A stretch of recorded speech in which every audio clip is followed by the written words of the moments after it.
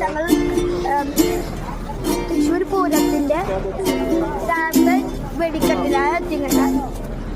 പിന്നെ ഇവിടെ വെടിക്കെട്ടും കുറേ സാധനങ്ങളുണ്ട്. ഇവിടെ